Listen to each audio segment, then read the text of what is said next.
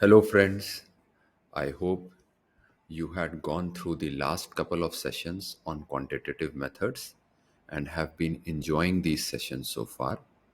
Friends, as I mentioned in my last lecture as well, remember quantitative methods is slightly tough, but please just have a lot of patience as you go through these sessions because at the end of the day quantitative methods is just 8 to 10% of your entire syllabus, so don't worry about it. Number 1.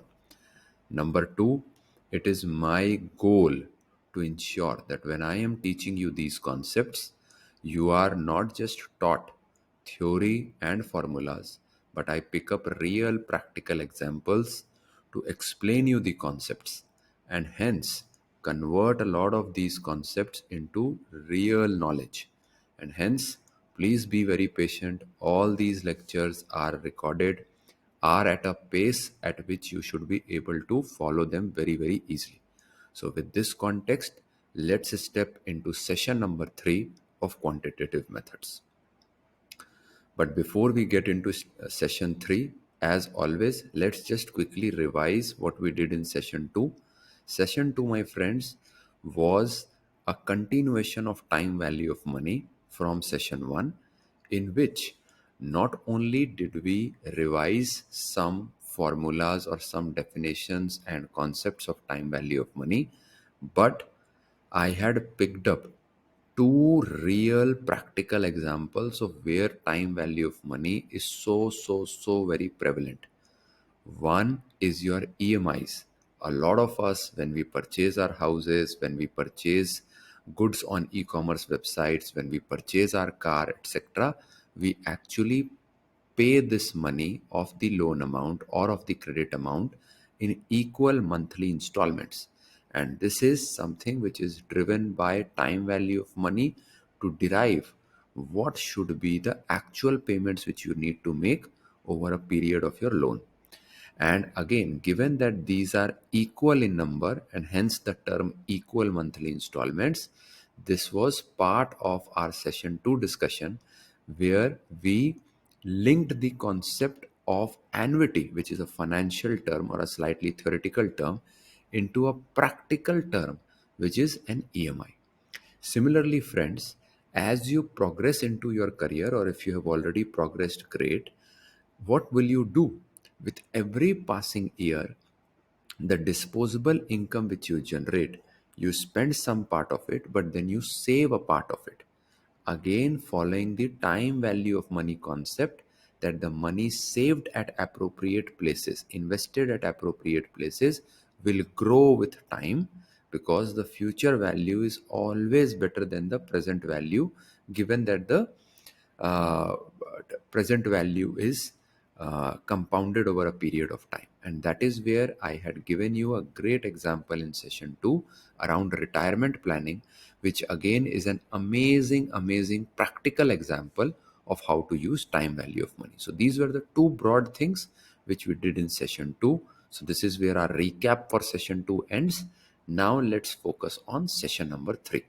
Let's see what do we have on offer today in our session number 3. In session 3, this is a very beautiful as well as easy session, right? I personally believe out of all the sessions which we'll do in quantitative methods, this is the easiest. In this session number 3, we are going to talk about data.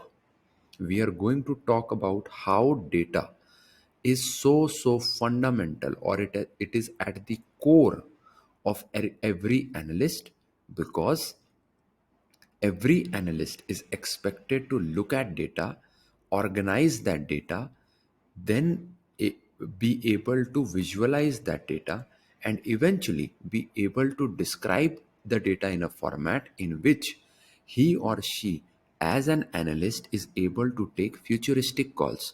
So, sitting today, the power of an analyst is that you should be able to look at data and be able to predict or make choices for the future. And that is where the superpower of an analyst rests in. And hence, the session today will give you a flavor of how you can add structure to madness through your data skills, how you can draw rich insights from your data, and last but not the least is how you can use data to enable your decision making. Okay, so with this context, let's get started on the data part. So friends, there are effectively two big kinds of data, right? What are these datas? One is the numerical data. One is what? The numerical data. Very, very simple. Numerical data is nothing but any data which is in the form of numbers. So this, the term itself is very, very self-explanatory. Any data which is in the form of numbers is called numerical data, right? So if I give you some data points, if I give you 1 2 3 4 5 8 25, all this data is nothing but it is a numerical data because it is in the form of a number, right? Now there are two kinds of data. One is a continuous data, the other is called a discrete data. So there are two types of numerical data: continuous data and discrete data. What is continuous data? As the name itself suggests, any data which can take any value is called a continuous data. Like a stock price, say a stock price today of Facebook. Say the stock price of Facebook is $100. Now tomorrow, the stock price of Facebook can take any value, right? So first of all, it is a numerical data because the value of the stock price is in a number. So it is a numerical data. So this thing is clear. Now you are required to judge whether it is a continuous data or a discrete data. So it because Facebook stock can go up or down to any value. It can tomorrow become 101, or it can become 100.5, or it can become 100.01. So depending on how the market and the company is performing, the Facebook stock price can take any continuous value without any break. So it doesn't mean that the next value of Facebook stock would be 101 or 102. It can be anything beyond 100, both upside and downside, right? In any decimal format, or it can be up to fifth or sixth decimal place as well. And hence, the stock price is an example of a continuous data because it is a numerical data which can take any value. On the other hand, discrete data is a data which does not take any value, but it will take some specific values. Like for example, number of runs in a cricket match, right? So the number of runs which you can make in a cricket match is always a defined value. It is not any value which it can take. Why? Because in a cricket match you can either score 400 runs, or you can score 250 runs in your 50 overs, or you can score 100 runs in your 20 overs, but you will not be scoring 100.001 runs, right? This is not possible in a cricket match, and hence the number of runs in a cricket match is a discrete data. I hope you are able to follow me so far, right? Similarly, people who have joined our course from outside India, they must be big fans of football match. So just like in cricket, in football, there is a fixed duration in which both the teams compete to score as many goals as possible against their opponent. In that case also, the number of goals in a cricket match is what? A finite discrete value. It is not a continuous value. Your number of goals cannot be 1.56. Your goals have to be 0, 1, 2, 3, etc. Hence, because it does not take all the values or all the numbers available, right, especially the decimal numbers, and hence it is discrete data. So I hope friends this is very, very clear to you. Numerical data is any data point which is in the form of numbers, and then there are two subsets to it: continuous data and discrete data, and we discussed both of them, right? Because this understanding, conceptual understanding through very practical examples, we saw stock price, number of runs in a cricket match. We spoke about number of goals in a football match, etc. So through these examples, we were able to drill down this concept. And remember, this understanding is very, very important, because this will be asked, or this can be asked in your CFA exam, and we'll look at some of the examples also today. Then next up, we talk about nominal data, right? So then there is something called, sorry, there is the big category, it is called categorical data. Categorical data means that it is not an exact number, it is not in the format of a number, but it signifies some order. It signifies an order, but it does not give you, but it is not in the form of exact data. It is not quantitative, it is qualitative. So please note this term around categorical, categorical data. It is qualitative in nature, right? It is qualitative in nature, it is not exact quantified. Let's look at the two types of categorical data.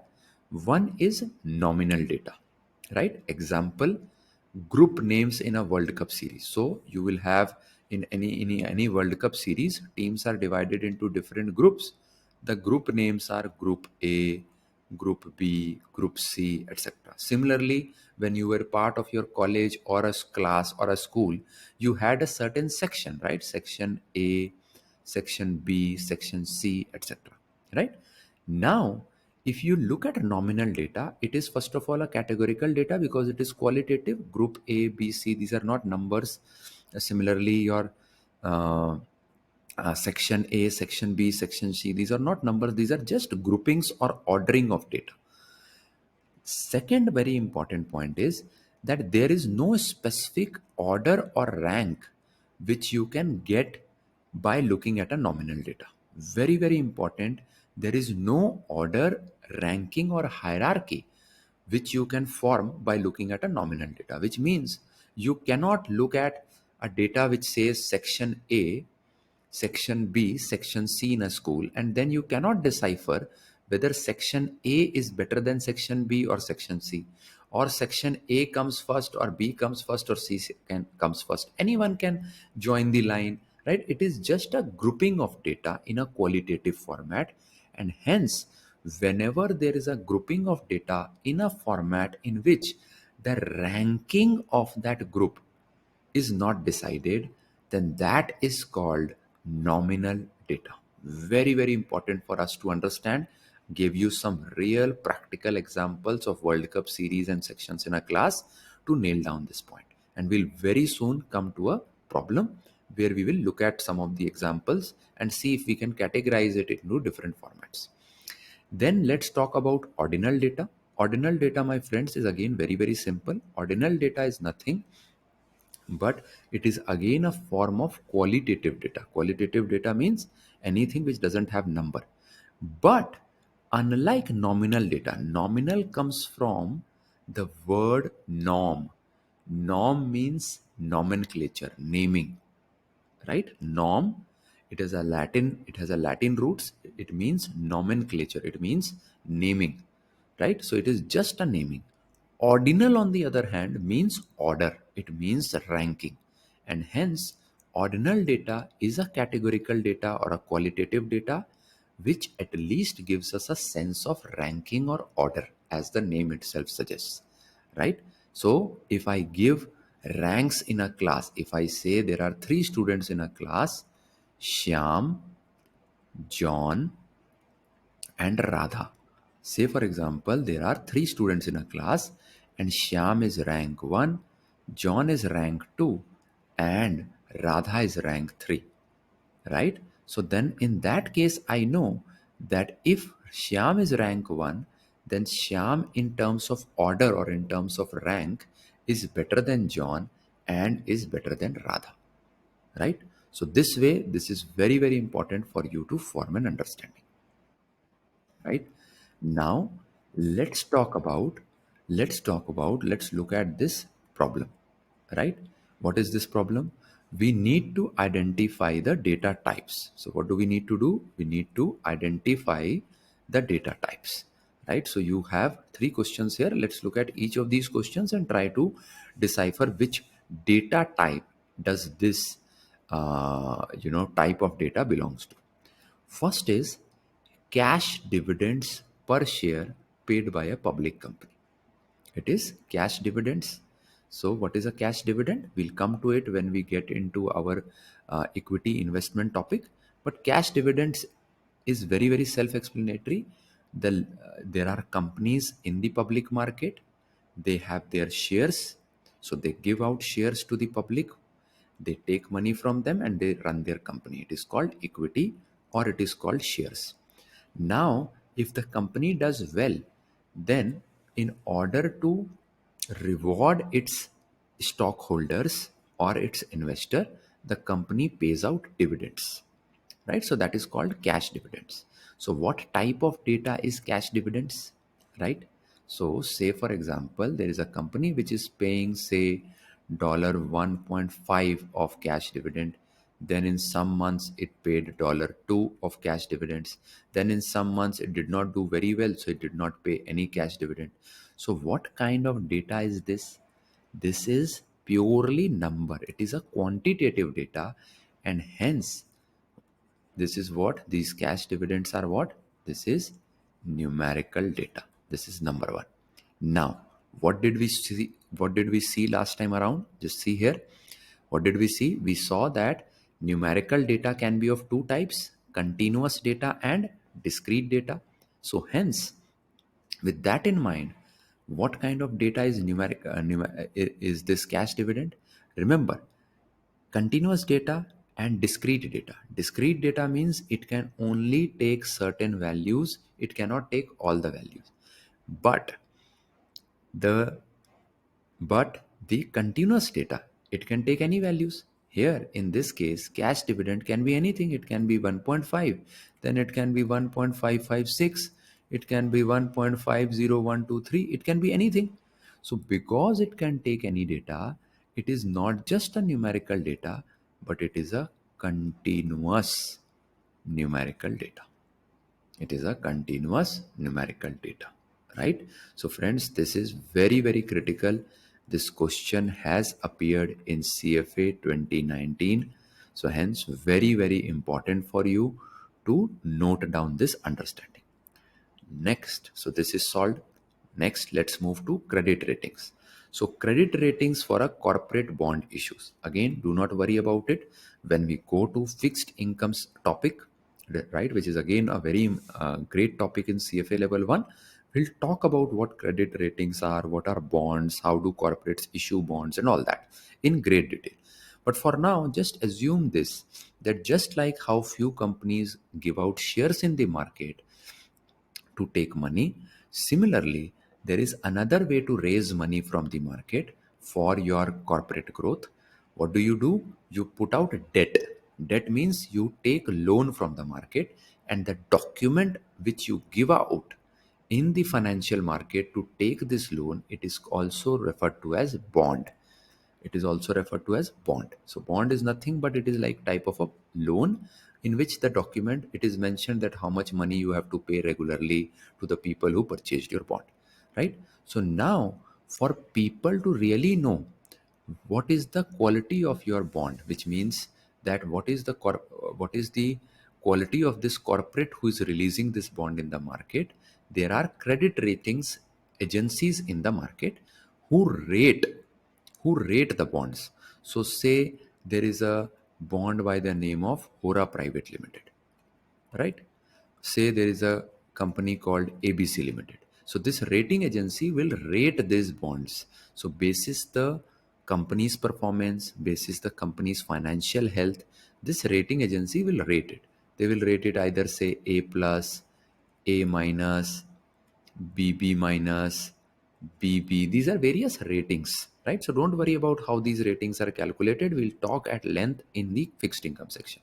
So for now, assume this, that there is some authority or the regulatory body which gives certain ratings to the corporate bonds, so that when people are purchasing these bonds, they can actually know that the A plus bonds are better than the A minus bonds, etc.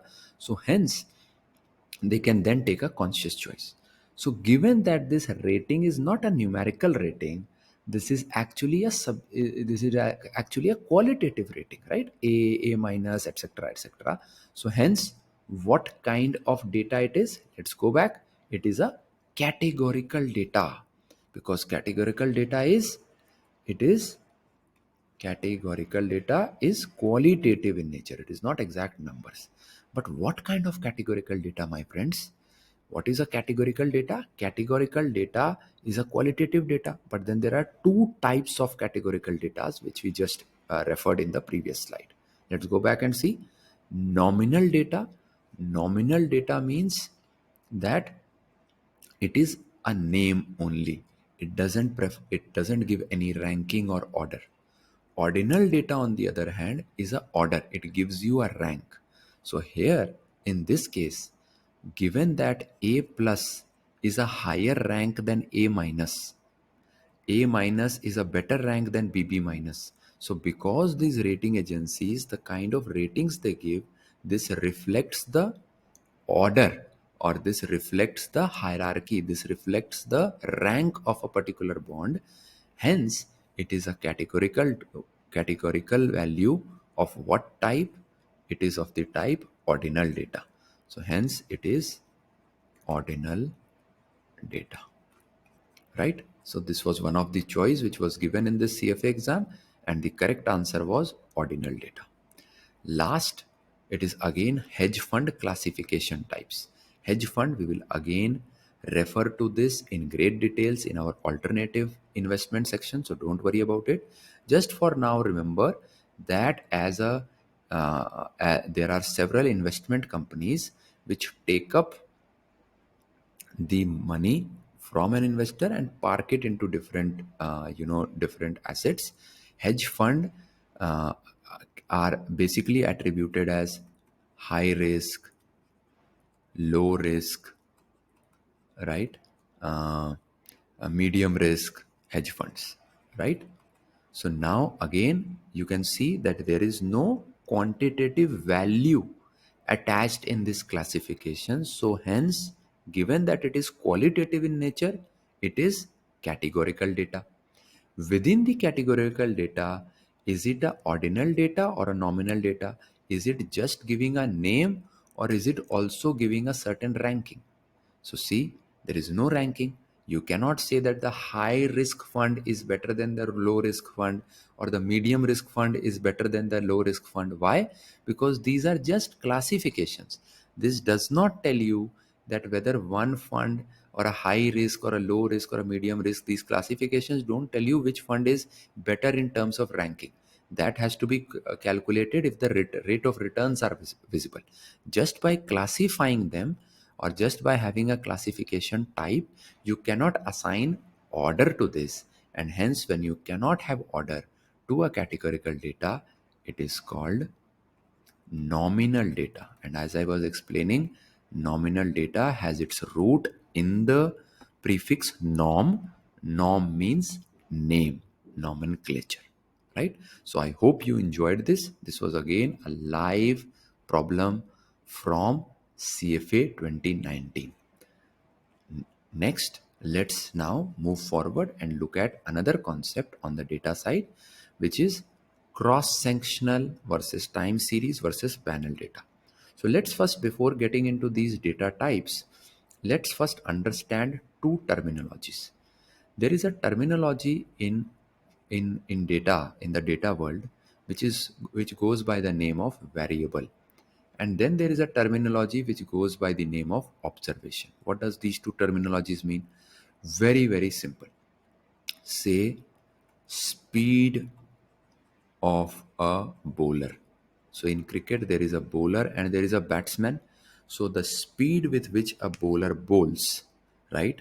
So this speed is nothing but a variable, right? Which we will observe. If you remember, if you are watching a cricket match, then what happens with every ball? At the bottom side of your TV panel, there is a speed which gets flashed. What is that speed? That speed is the variable which is being observed for a bowler with every passing ball. So variable is a unit which is being judged or which is being tracked for analysis. Observation is a specific value of that variable at a point in time. So which means, say for example, you have speed of the bowler which is being evaluated. You have the first ball bowled by the bowler. He bowls at 100 kph, 100 kilometer per hour. Then the second ball is bowled and it is 91 kph. Then the third ball is bowled, it is 140 kph, right? And so on and so forth. So these different values at different bowling times, these values are observations of a variable which is speed in this particular case, right? So these are the two terminologies which you should know. Let's move forward and then see what do we have in offer on this side. Now we need to understand three things, right? And again, today's lecture is very simple, very intuitive, slightly theoretical, because right now we are just forming concepts and we'll use a lot of these understanding as we progress in this section. But today's section is very theoretical, but I will bring in lot of practical aspects around this theory so that you are able to relate to it. So cross-sectional data, right, where one variables with observations across various sections at a given point in time. So for example, you have a inflation data, right? Say for example, your inflation data in 2020 is being observed across the European Union. So European Union, you will know, right, inflation. And then say on the column side, I mentioned Spain, you have France, you have Germany, right? You have Italy. So all these are various countries. And say, for example, I have written the inflation data in various countries at a given point in time, right? So when I have one variable, what is that variable? Inflation. What are these numbers? These are observations. Observations are nothing but exact data point at a point in time, right? So these are observations. So one variable with observations across sections. So across sections means across different countries in this case at a given point in time. That point in time is, say in this example, 2020. So hence this is called cross-sectional data because this data cuts across various sections. In this case, these sections are nothing but your countries, right? So this is called cross-sectional data. Time series data is nothing but it is again a analysis of various observations of a variable, but it cuts across various time intervals.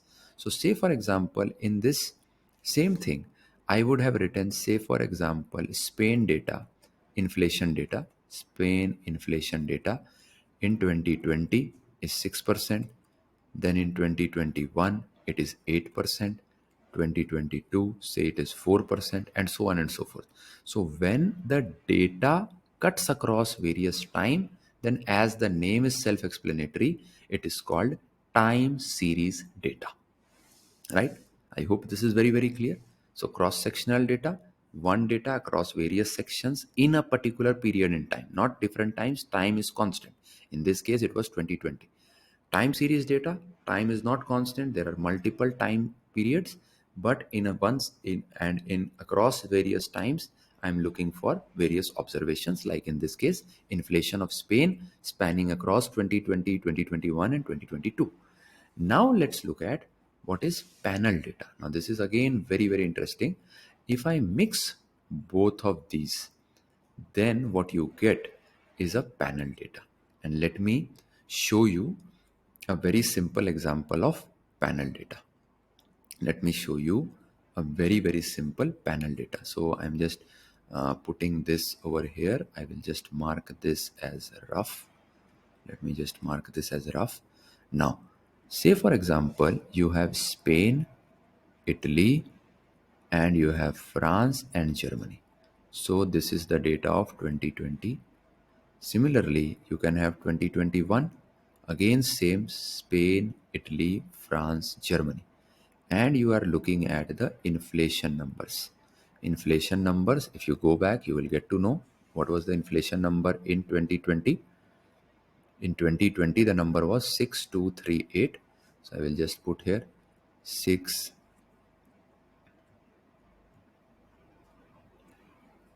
right? I will just put here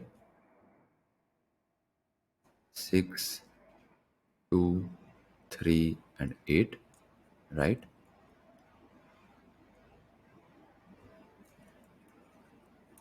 Right? 1 second. Yeah, 6238. And say in 2021, this is say 7241. So as we can see, very, very simple that this data now has changed, right? This data has now changed. So hence, because we are analyzing data over a period of time, right? So we are looking at various cross-sectional data, which means across the various countries and across time periods. So it is cross-sectional plus it is cross time. So that form of a data is called panel data, right? Wonderful. Now let's come forward. Let me just quickly clean the screen. Wonderful. Now let's just see what we have here. Now let's talk about structured data and unstructured data. This is also very, very simple. Whenever you have data, friends, in a format in which it is neatly put into rows and columns, like in our case, we had various countries, right? We had the inflation data, right? Which was split across, across your rows. This is rows and this is columns, right?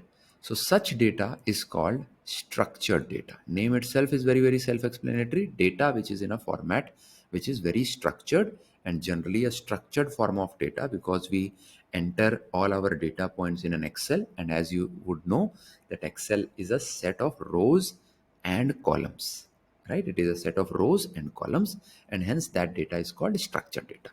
But what is an unstructured data? Unstructured data, my friends, is something which is there in various textual format. It is in the form of various blogs, news articles, etc. Like, say for example, if I say, or if there is an article which says Spain had an inflation of 6% in the year 2020, which was far higher than that of Germany of 2%. Now, this is not organized in a particular row or a column. It is just written in a textual format with similar data which was there in rows and columns earlier in structured format.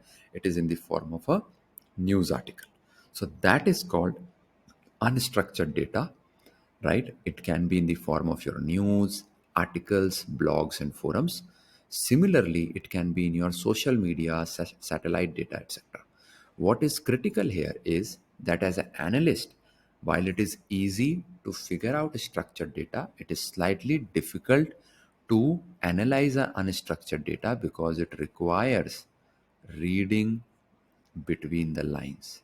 So you do not have data upfront, but what you have to do is sift through the text, sift through the paragraphs, sift through the forums, and then from that pull out the data, put it in an Excel, convert this unstructured data into a structured data, and then analyze, right?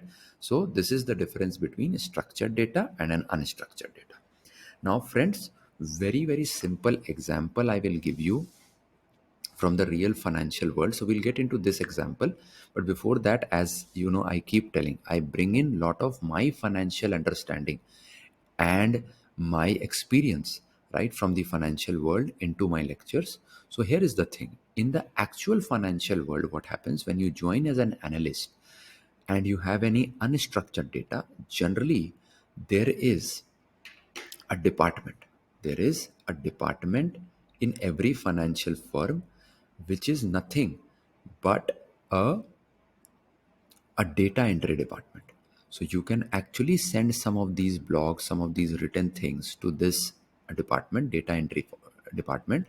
And what they will do is type in all this data which is available in an unstructured format in your Excel, such that you as an analyst can spend more time in get analyzing the data rather than making the data through your manual work, right? So generally, to streamline the operations, to make the life of an analyst easy, there is a data entry team, which you, of course, as you create your careers in finance, will interact with. And you will see that a lot of this unstructured data conversion into structured format will be done by that team. Now let's come to one very simple example. It says that you are given three choices. You are asked which of the following is most likely to be structured data. Very, very simple. We knew structured data is in the format of, it is a format which can very easily be converted into rows and columns. So you have social media posts where consumers are commenting on some new product.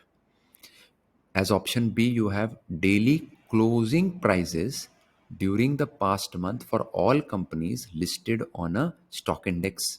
So these are actual numbers, month over month over month, all the listed companies, you have that data. And the last is audio and video of a CFO, Chief Financial Officer of a company, who manages the entire balance sheet and P&L of a company. And he or she is explaining her company's latest earnings.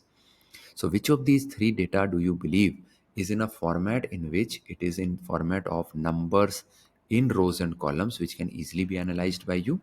Obviously, option number B, because it is actual closing prices day over day for the last month for all the companies. So it is in a format in which you can have these in rows and columns in terms of numbers.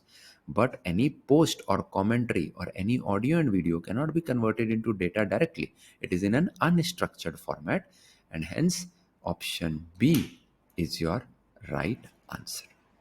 Okay. Perfect. Let's move forward. Now, friends, now that we understand what is data, we have gone through numerical data, we looked at some categorical data, which is qualitative in nature. Within the two sets, we analyzed some of the other data formats in each of the formats. Now we looked at structured data, unstructured data. Now, when you have data, having data is power, but summarizing data can unleash that power or can add a lot of leverage to that power. Why? Because you can actually draw a lot of conclusion from that data, and you can actually take a lot of decisions for your company in the future. And that is where summarizing data is very, very important. And one simple way of summarizing data is frequency distributions. Let me take a very simple, easy to understand example to drive home what is the meaning of frequency distribution. So very recently, there was this series which was going on between India, Australia, and irrespective of whether which countries are playing, generally when you are watching a cricket match or a football match, they generally give you that in the last 5 matches, what has been the win or loss history between these two teams, right? So they present it like this: WWLL. What does that mean? It means that in the last 5 encounters between these two teams, India, right, has won 5 of those encounters and has lost 2 of those encounters, right? So this way you can quickly look at this data and can say, oh, so that means their probability of winning is more because they have won thrice and lost only twice. But how can you summarize this data in a manner in which even a 2-year-old or a 5-year-old can understand? Very, very simple. That is called frequency distribution. So you can actually put this in win and loss, and you can clearly see how many instances of win are there. You count the number of instances of win, which is nothing but frequency is number of repetitions of a particular item. So the number of wins are 3 in number. Very nice. And how many losses are there? 1, 2. So there are 2 losses, right? So out of the total encounters, there are 5 encounters, last 5 encounters, India has won 3 and has lost 2. So this way, anybody who is looking at this data can quickly see whether India's chances of winning is higher or losing is higher basis the frequency, right? So this is called absolute frequency, which means for any instance, you can actually count the number of instances and then can calculate the value. Now, there is another thing which is also called relative frequency, which means that relative frequency is nothing but percentage. Why? Because percentages make it all the more easy for you to decipher the performance. Like, let me give you a practical example and then I will come to this India versus Australia example to drive home the point. A practical example is, remember in your school days, if you would have just told me that, Mama or Sir, I have got 40 marks in my examination.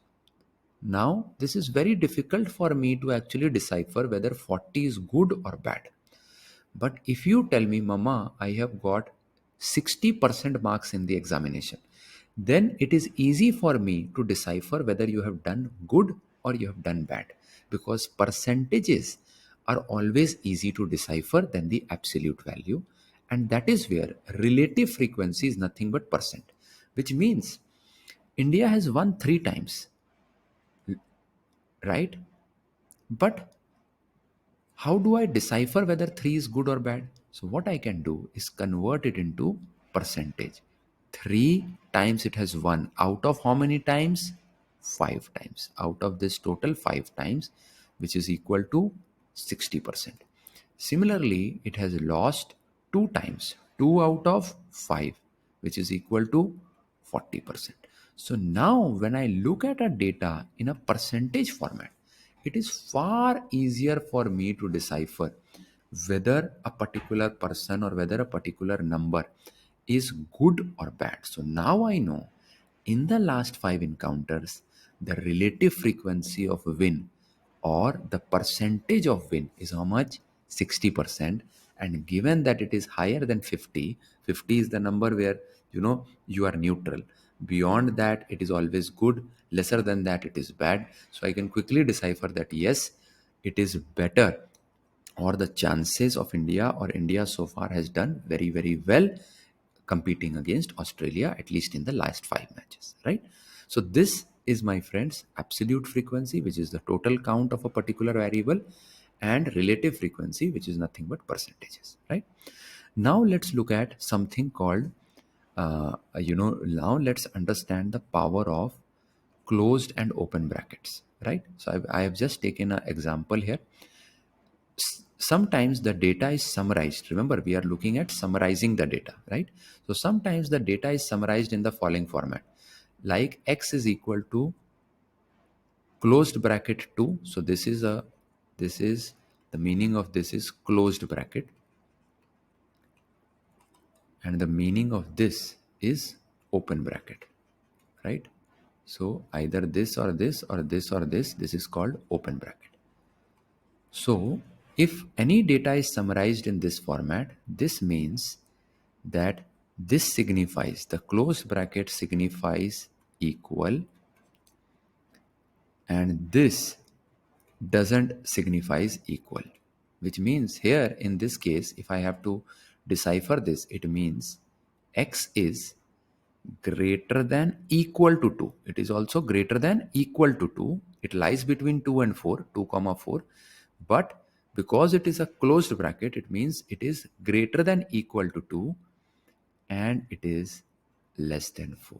So friends, very, very important to just know this. I see very less probability of this being asked, but more than the probability of an exam, this is a very common nomenclature of how in your jobs as an analyst, you will basically communicate with some of your clients, and a lot of your analyst reports would have the data in this format or a summary of data in this format. Very, very easy. A closed bracket would always and always represent equal to as well. So hence in this case, the summary of this meant x is greater than equal to 2 and is less than 4, right? Last few slides, my friends, before we wind up today's class. So bear with me for next 10 minutes and we should be almost be done with this session today. Histogram and bar chart. So two formats of visualizing the data. So now that we know how to summarize the data, there are two formats by which we can visualize the data. And how do we visualize the data? There is something called histogram and then there is something called bar chart. So like say there are 100 people in a class, and then if I have to showcase it through a bar chart of who plays which game. So say football is played by 20 kids, then there is cricket which is played by another 40 kids, and then there is badminton which is played by say 40 kids, right? So this is nothing but a bar chart. This is nothing but a bar chart, a group of people playing different games where the number of people who are playing this game is on the y-axis and the type of game they are playing is on the x-axis. So this is where what is bar chart, and it basically gives you an idea of a particular data which is categorical in form. Categorical means the data which is being analyzed is not numerical, like football, cricket, badminton. These are English terms. So it is category of data which is analyzed on a graph. It is called bar chart. But when the data is numerical, what does numerical means? Numerical means that, say for example, we say India's growth rate between 8% to 10%. In the last 20 years, it has been in 5 years, it has grown by, this is the growth rate, it has grown by 8 to 10%. Then 10 to 12%, it has grown in the last 20 years, 3 years, right? 12 to 14%, it has grown by in 1 year. So now this, if you look at this data on the x-axis, you actually have numbers. 8 to 10%, India has grown in for 5 years. 10 to 12%, it has grown for 3 years. 10 to 12%. And then 12 to 14%, it has grown for 1 year. So in this case, if you look at the x-axis, it is a numerical data, and hence any graph which has a numerical data on its x-axis is called a histogram, right? So basically, if you look at both these graphs, if you compare, my friends, both these graphs, you will find that both these graphs are almost similar looking, but the biggest difference between the two is histogram is representative of a numerical data. So this is histogram because it is summarizing or visualizing a numerical data on its x-axis, and this is a bar chart. Very, very important. I have seen in the last 4 or 5 years that such kind of questions are generally asked, so you should know the difference between the two, and it is very, very simple, right? Last few slides. The one other way of visualizing the data is through tree charts. Now, tree charts are nothing, not very common, but yes, if you read a lot of these economic times and financial journals, which you will have to do when you join as an analyst in your respective job profiles, then some data are represented in this format. It is very, very easy to decipher. You see here all these data points which are written here: health, energy, these are various types of or segments.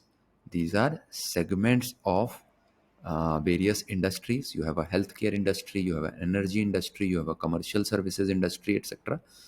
And on the bottom side, it has the various type of companies which are there in each of the segment. Like if I have to look at this data set under healthcare, then it says that under healthcare there are 275 small companies, 105 mid companies, and 55 large companies, right?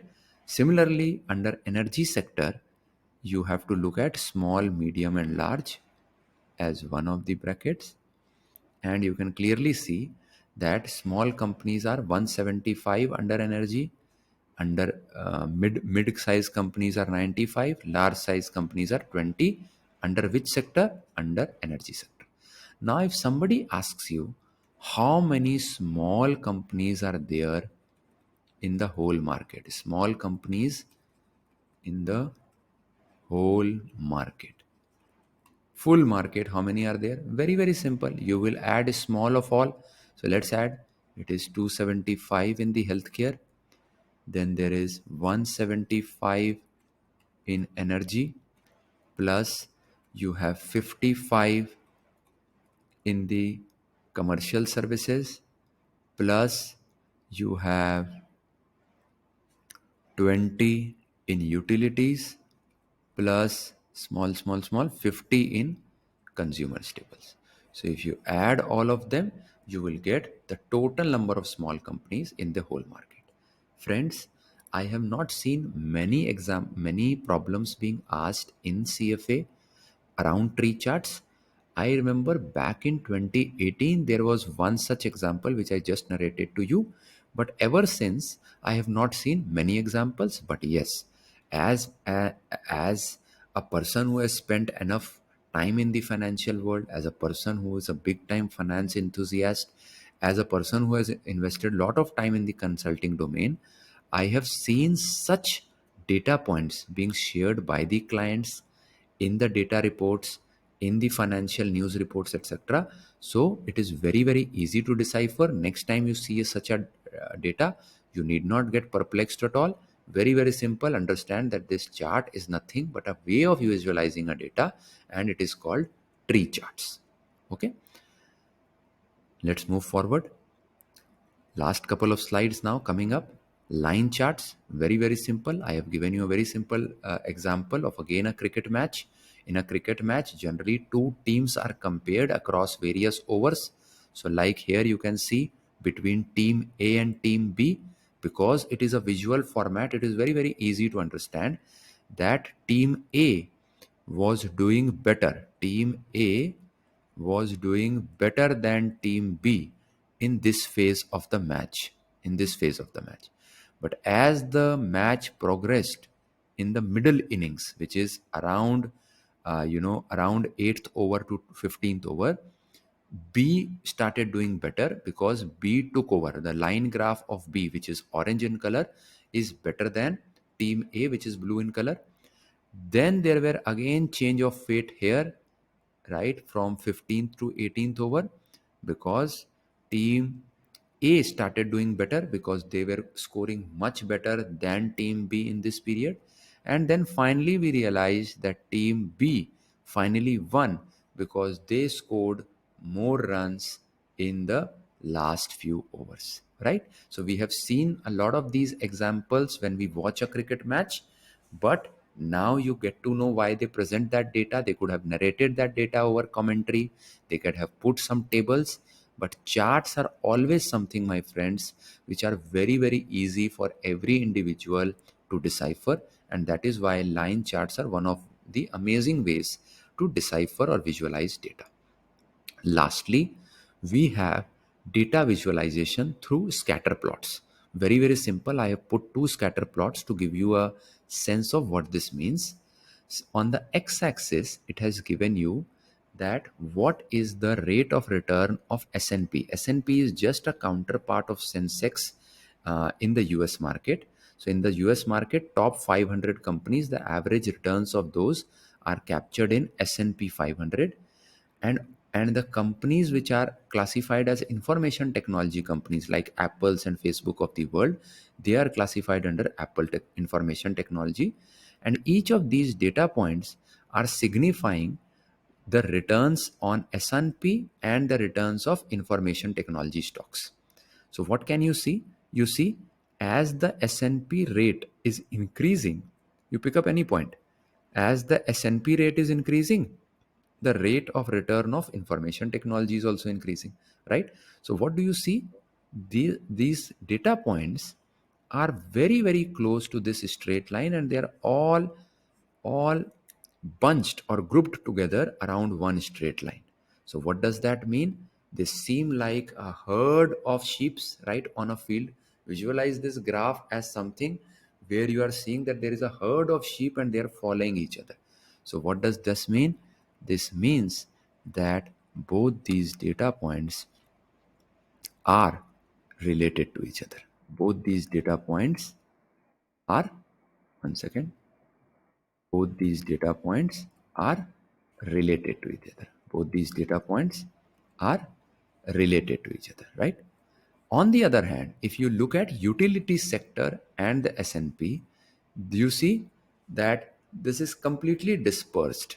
This is completely dispersed, which means that the S&P is going some direction, the utility sector is going on some other direction, right? If you try and draw a straight line here, you will see huge dispersion. You will see data points hugely dispersed out. Here you see the data points are very, very, they are very, very tight, right? And hence they are related. Here you can see that the data points are all over the place and hence they are dispersed, which means that very quickly looking at this data through this chart, scatter plot, you can see that utilities and S&P are not related, are not related. On the other hand, information technology and S&P are very highly correlated, right? So this is the way through which, through scatter plots, you can very easily visualize the data, right? So with this, my friends, I hope you like this lecture. I tried to keep this lecture very slow and steady, bringing in lot of practical examples, bringing in lot of examples from the real CFA exam, such that this theoretical part of session 3 was captured in a manner which could have given you a lot of real world flavor around these theories and concepts. I will see you on the other side in the next lecture. Till then, wish you all the luck. May you fall in love with finance through every subsequent session. With this, I sign off for today. I will see you on the other side in the next session. Thank you. Bye bye.